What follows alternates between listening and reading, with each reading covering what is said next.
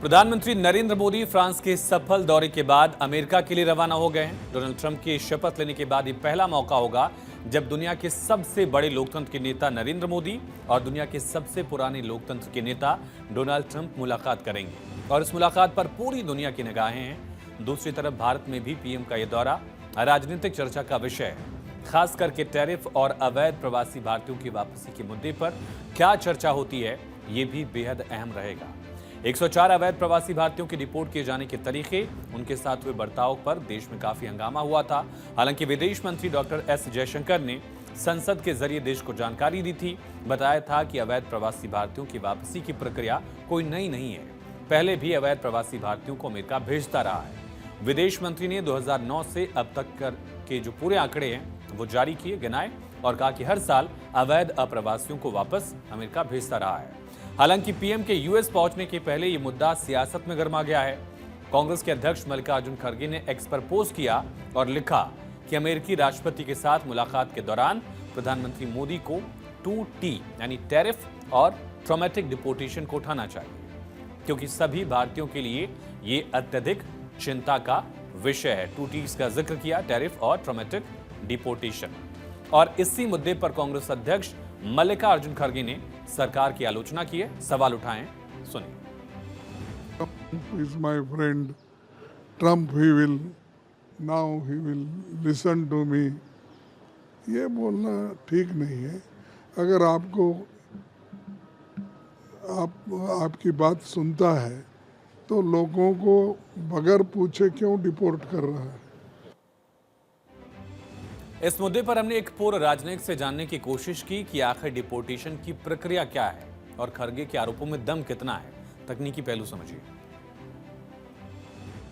देखिए, अंतरराष्ट्रीय कानून और व्यवस्थाओं के अंतर्गत अमेरिका की सरकार को पूरा अधिकार है कि वो अमेरिका में रहने वाले अवैध रूप से रहने वाले सभी लोगों को वापस उनके देश में भेजे।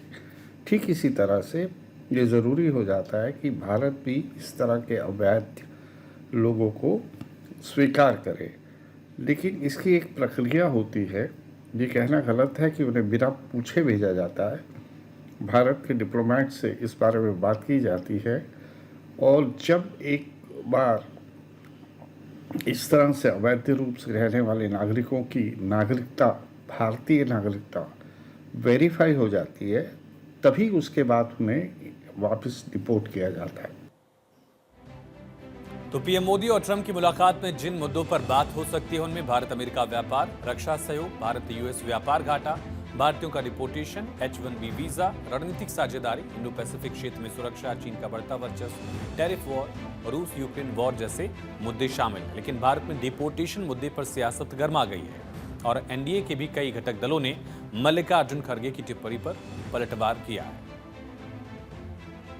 विदेश नीति पर जब आपका देश नीति ही जब आपको समझ में नहीं आती है, घुसपैठियों के प्रति आप हमदर्दी रखते हैं और किसी भी देश को घुसपैठियों के प्रति हमदर्दी क्यों होगा?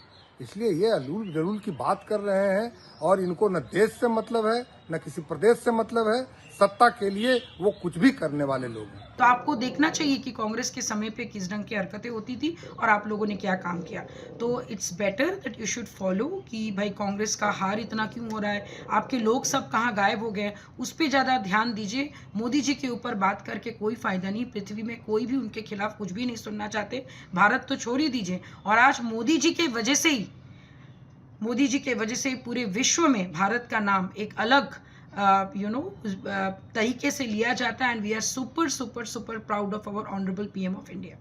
हम भी भारत में जब बांग्लादेशी यहाँ पर अवैध रीत्या रहते तो उनको बाहरी देशों में उनके देश में भेजने की हमारी भी नीति है। उसी प्रकार से ट्रंप ने की है। यहाँ पे दोस्ती का कोई भी सवाल नहीं उठता है। हर देश अपने देश के कानून के अनुसार ही चलता है।